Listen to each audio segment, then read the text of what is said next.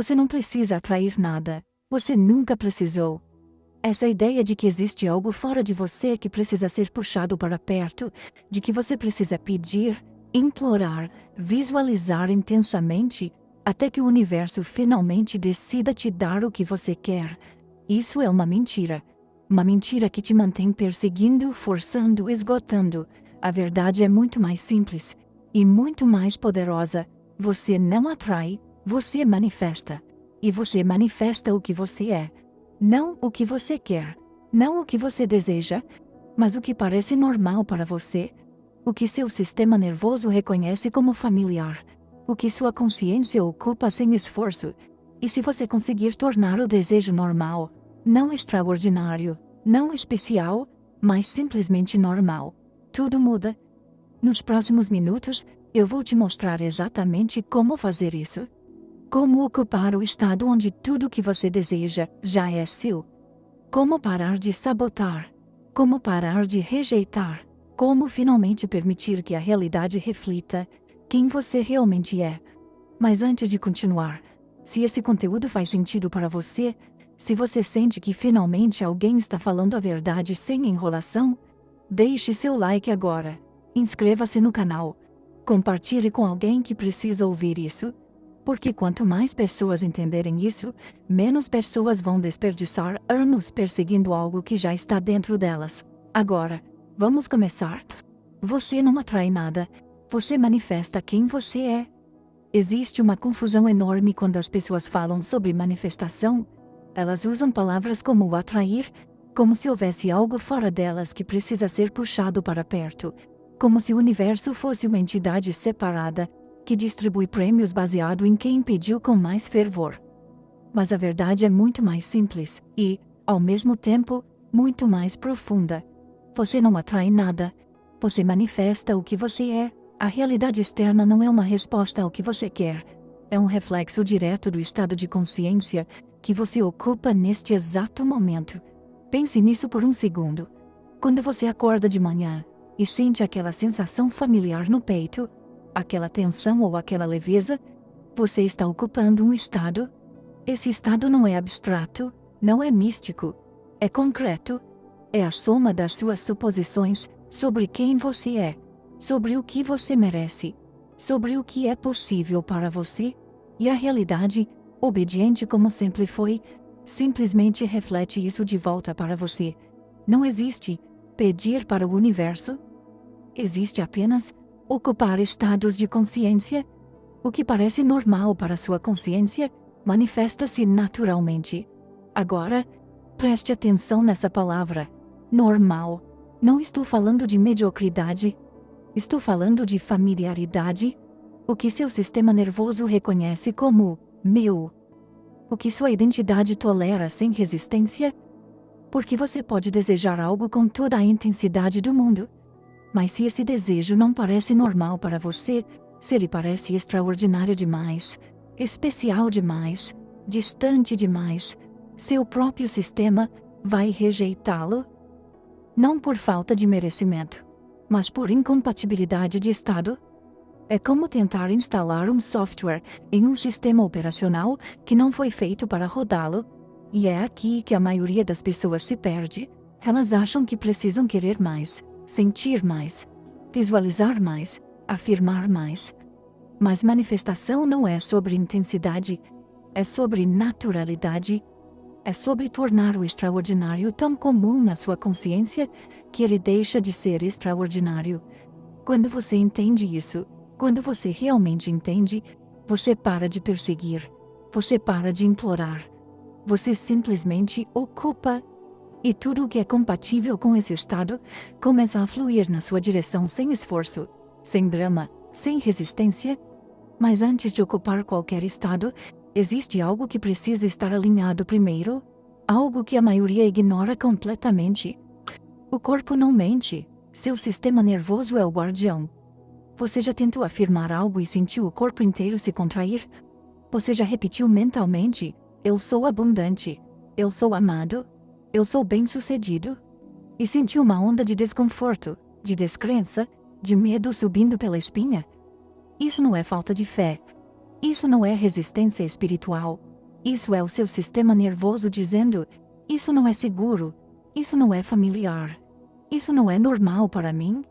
E enquanto o seu corpo não sentir segurança no novo estado, a sua mente pode afirmar o quanto quiser. Nada vai se sustentar. O corpo não mente. Ele é o guardião da manifestação. Veja, a maioria das pessoas trata a manifestação como um exercício puramente mental. Elas acham que basta pensar diferente, acreditar diferente, visualizar diferente, mas o corpo carrega memórias, ele carrega padrões, ele carrega tensões acumuladas de anos, às vezes décadas, de condicionamento. Se você cresceu em um ambiente onde dinheiro era escasso, onde amor era condicional, onde sucesso era para os outros, o seu sistema nervoso aprendeu a se sentir seguro na escassez. Ele aprendeu a se sentir em casa na falta, e agora, quando você tenta ocupar um estado de abundância, de amor incondicional, de sucesso natural, o corpo entra em pânico, porque para ele, isso é desconhecido. E o desconhecido, para o sistema nervoso, é perigoso. Então o que acontece? Você sabota. Não conscientemente, claro, mas você procrastina, você duvida. Você encontra razões para não agir. Você cria dramas desnecessários. Você afasta pessoas. Você rejeita oportunidades. E você nem percebe que está fazendo isso porque tudo acontece no nível somático, no nível do corpo. É por isso que afirmações sem regulação nervosa criam conflito interno. É por isso que visualizações sem ancoragem corporal se sentem vazias. É por isso que você pode saber mentalmente que merece algo, mas não conseguir recebê-lo. Porque o corpo precisa sentir segurança no desejo antes da mente acreditar nele. E aqui está a boa notícia. Você pode reprogramar isso, não através de mais esforço mental, mas através de práticas somáticas, através de respiração consciente, através de movimentos intencionais, através de pequenos momentos de regulação, onde você ensina o corpo que é seguro ocupar esse novo estado, onde você mostra para o sistema nervoso que abundância não é perigosa, que amor não vai machucá-lo, que sucesso não vai isolá-lo. Quando o corpo finalmente relaxa no novo estado, quando ele reconhece como familiar, a mente para de resistir. E aí, finalmente, a manifestação flui. Mas tem algo ainda mais sutil acontecendo aqui, algo que a maioria das pessoas nunca percebe. Dinheiro, amor e oportunidade, eles não são prêmios. Vamos falar sobre dinheiro por um segundo. Não de forma romântica, não de forma mística, vamos falar de forma prática.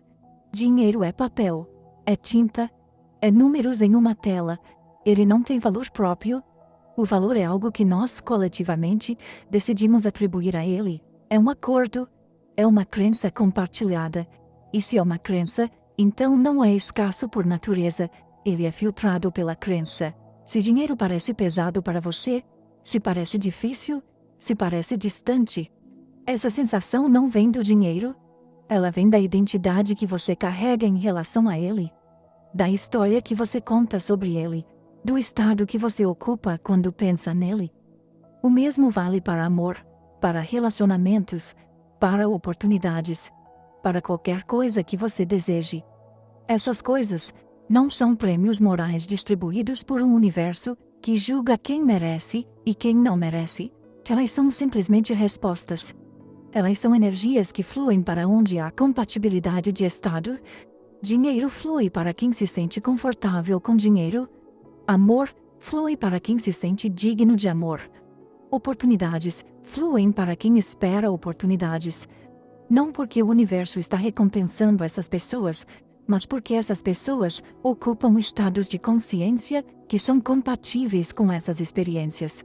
Elas tornaram essas coisas normais para elas. Agora, preste atenção nisso. Energia não se move em direção à tensão. Ela se move em direção à ressonância. Quando você está tenso, quando está desesperado, quando está agarrado, você cria resistência, você cria atrito, e o que você deseja não consegue fluir porque você está bloqueando o caminho com a sua própria tensão. É como tentar forçar água através de um cano entupido. Não importa quanta pressão você coloque, a água não vai fluir enquanto o bloqueio estiver lá. Que o bloqueio, na maioria das vezes, é a sua própria identidade, é a crença de que você precisa forçar, de que você precisa controlar, de que você precisa fazer acontecer, mas você não precisa fazer nada acontecer. Você só precisa ocupar o estado onde isso já aconteceu. Quando você entende que dinheiro, amor, oportunidades, tudo isso são apenas respostas ao estado que você ocupa, você para de perseguir, você para de mendigar, você para de negociar, você simplesmente se torna alguém para quem essas coisas são normais. E aí elas começam a aparecer, não porque você mereceu, não porque você trabalhou duro, mas porque você se tornou compatível, você se tornou ressonante, você se tornou familiar.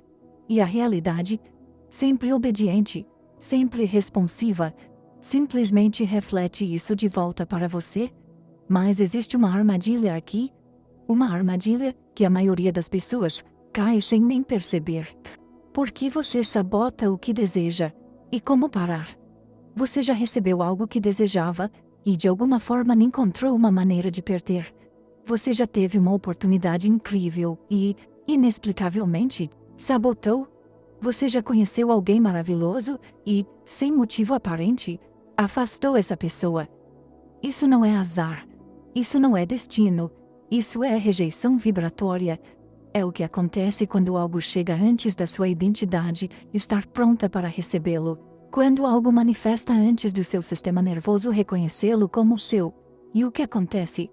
Você sabota, não porque quer, claro, mas porque o seu sistema não sabe como sustentar aquilo, porque aquilo não parece normal para você. Pense nisso como um termostato. Se a temperatura de um ambiente está programada para 20 graus, e de repente sobe para 30, o termostato vai trabalhar para trazer de volta para 20, porque 20 é o que foi definido como normal.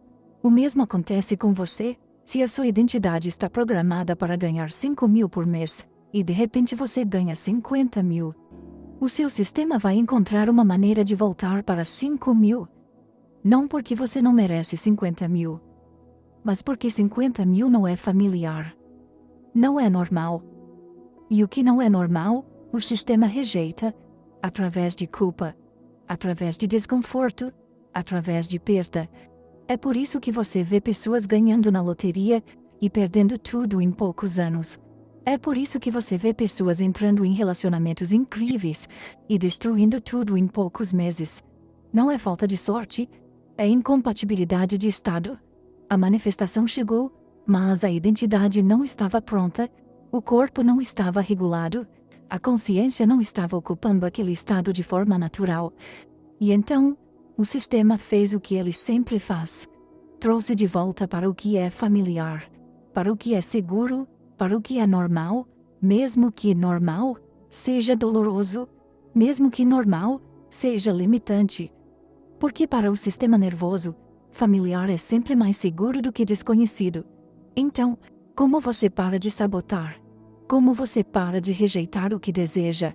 Você normaliza, você torna o desejo familiar antes dele chegar. Você ocupa o estado de alguém que já tem isso. Você regula o sistema nervoso para que ele reconheça aquilo como seu. Você não espera a manifestação chegar para então se ajustar. Você se ajusta primeiro, você se torna compatível primeiro. E aí, quando a manifestação chegar, ela não vai parecer estranha. Ela não vai parecer grande demais. Ela não vai parecer assustadora. Ela vai parecer natural. Ela vai parecer normal. E você vai conseguir sustentá-la. Mas existe uma ferramenta específica que acelera esse processo? Uma ferramenta que a maioria das pessoas usa errado? Gratidão não é educação, é recalibração de estado. Gratidão virou clichê. Todo mundo fala sobre ser grato. Todo mundo fala sobre agradecer pelo que tem. E a maioria das pessoas faz isso de forma performática. Elas agradecem porque alguém disse que deveriam. Elas agradecem porque leram em algum lugar que gratidão atrai mais coisas boas. Mas gratidão não é sobre educação, não é sobre ser educado com a vida, não é sobre fingir contentamento, enquanto você secretamente espera por algo melhor. Gratidão, quando feita corretamente, é uma ferramenta de recalibração de estado. É uma maneira de comunicar ao seu subconsciente: estou seguro agora, já sou sustentado, já sou apoiado.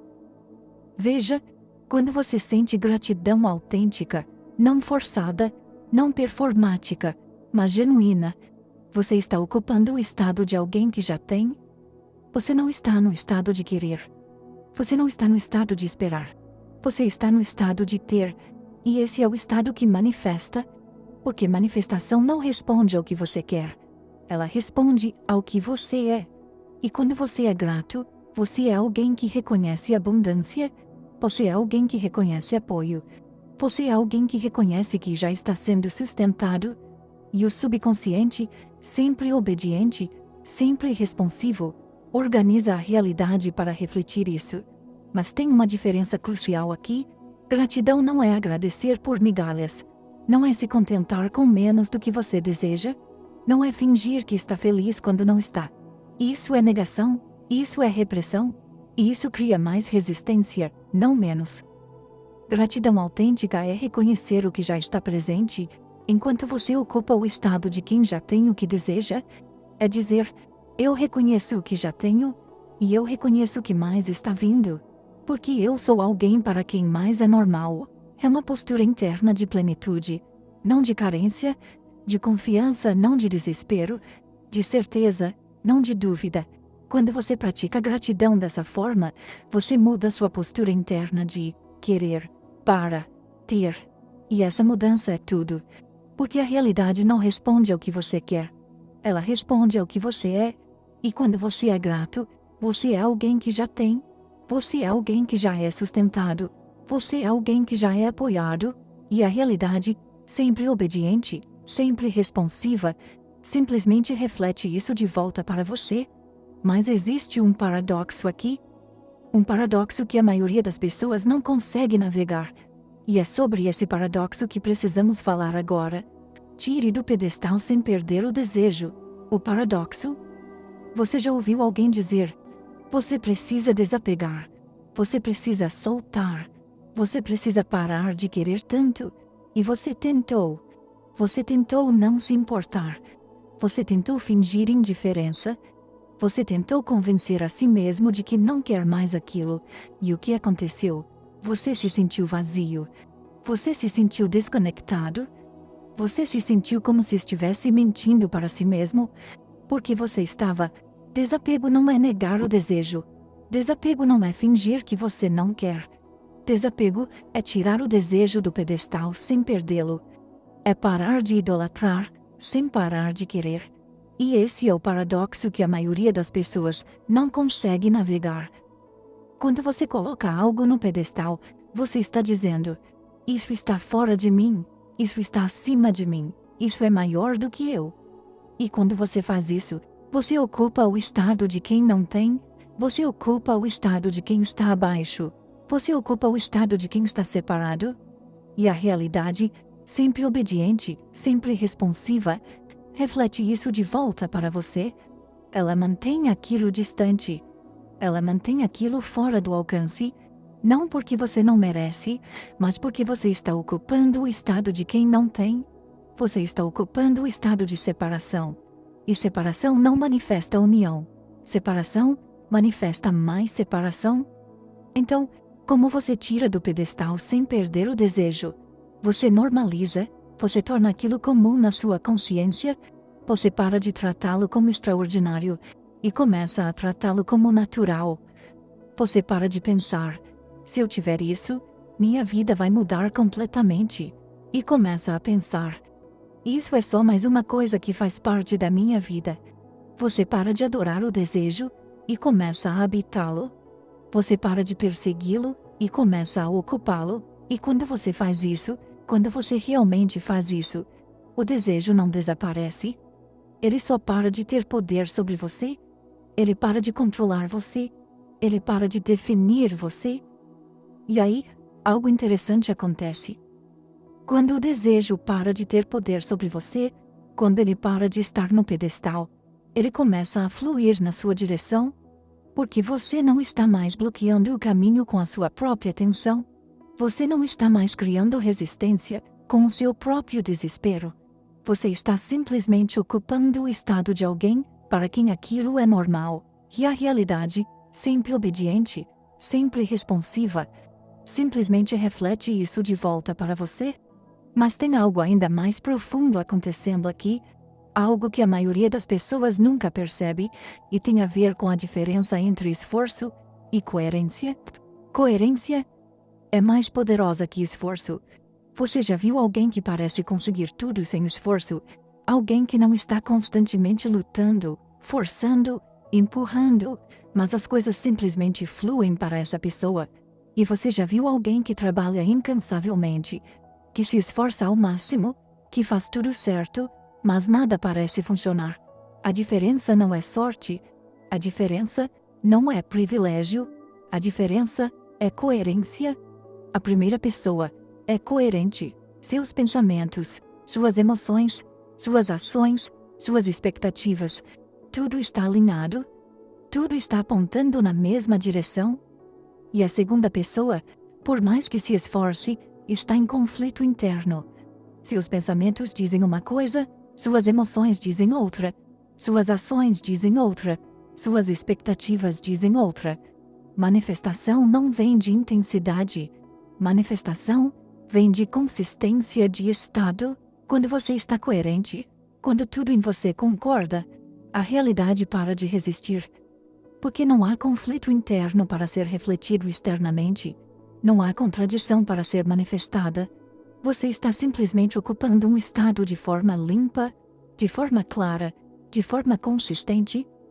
E a realidade, sempre obediente, sempre responsiva, simplesmente reflete isso de volta para você. Mas quando você está em conflito, quando você está dividido, quando você está tentando forçar algo enquanto secretamente duvida, a realidade reflete essa confusão de volta para você. Ela manifesta a contradição. Ela manifesta o conflito. É por isso que forçar nunca funciona a longo prazo. Você pode forçar algo no curto prazo. Você pode empurrar, lutar, controlar, e talvez você até consiga algum resultado, mas você não vai conseguir sustentar. Porque forçar cria tensão, e tensão cria resistência, e resistência eventualmente colapsa.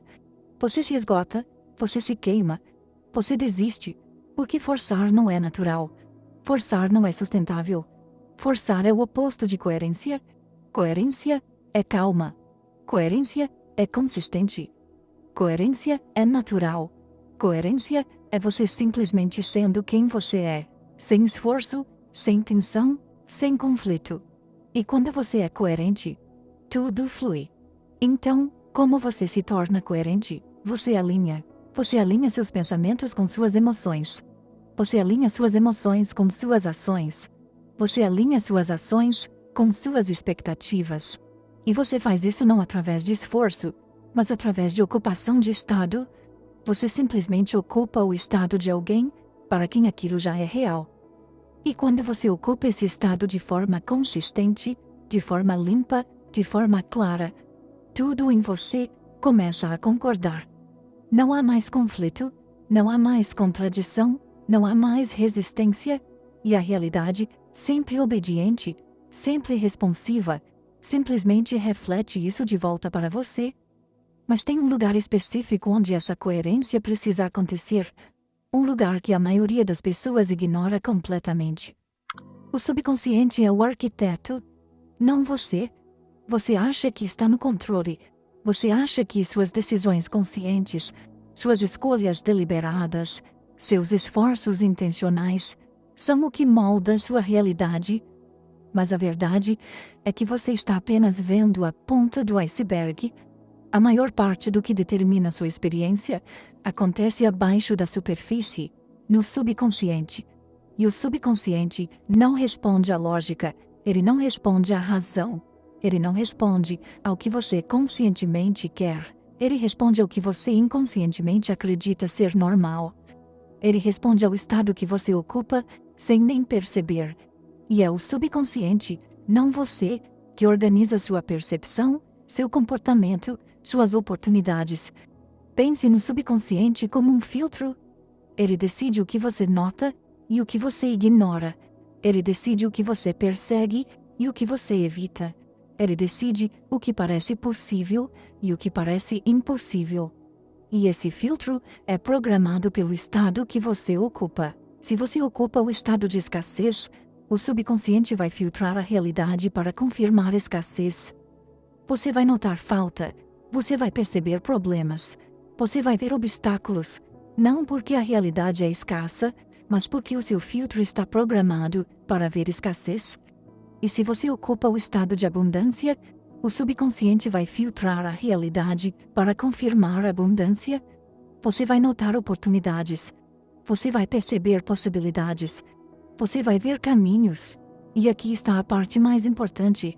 Você não precisa controlar conscientemente cada detalhe. Você não precisa microgerenciar cada pensamento, cada emoção, cada ação. Você só precisa ocupar o estado. E o subconsciente vai fazer o resto. Ele vai reorganizar sua percepção.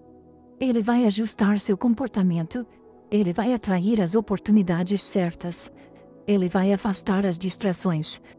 Ele vai fazer tudo isso automaticamente, sem você precisar pensar sobre isso, porque é isso que o subconsciente faz. Ele é o arquiteto da sua experiência, e ele constrói baseado no estado que você ocupa. Então, como você programa o subconsciente? Você não programa através de afirmações repetitivas. Você não programa através de visualizações forçadas. Você programa através de ocupação consistente de estado.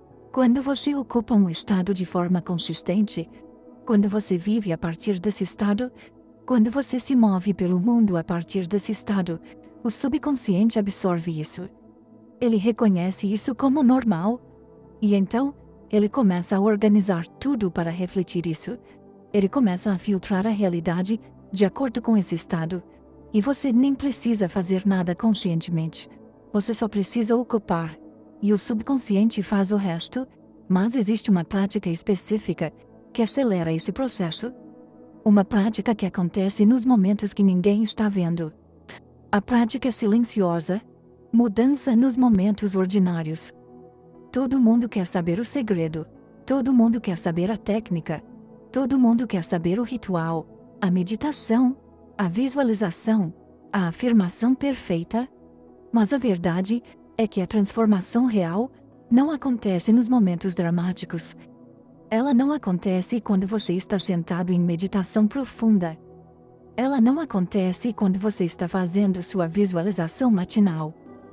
Ela acontece nos momentos ordinários, nos momentos sem drama, nos momentos quando ninguém está assistindo, nos momentos quando não há nada esperado de você. É nesses momentos que você revela quem você realmente é. É nesses momentos que você revela o estado que você realmente ocupa. Como você se move pelo mundo quando ninguém está vendo. Como você fala consigo mesmo quando está sozinho. Como você reage ao desconforto quando não há plateia. Como você lida com a decepção quando não precisa performar. Essas são as perguntas que importam. Porque é nesses momentos que o verdadeiro estado é revelado. Não no que você diz. Não no que você afirma. Mas no que você faz.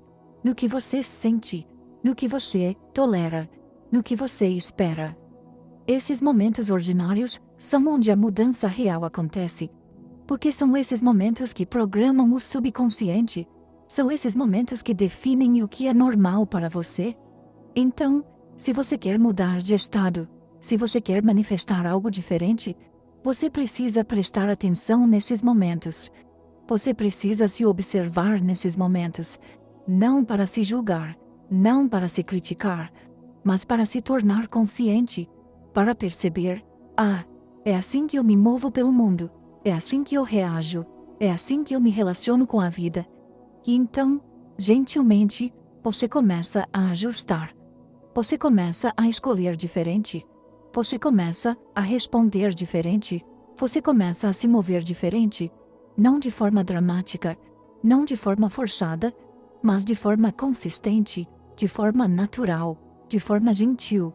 E é nessa prática silenciosa, nessa ocupação consistente, nos momentos ordinários, que a mudança real acontece, porque você não está mais performando, você não está mais fingindo, você está simplesmente sendo, você está simplesmente ocupando.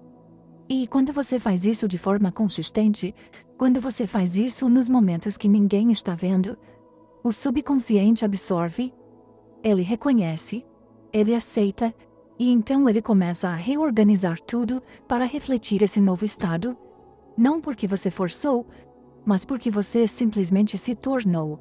E quando você se torna, a realidade reflete, mas existe um sinal específico de que você realmente mudou de estado, um sinal que a maioria das pessoas não reconhece.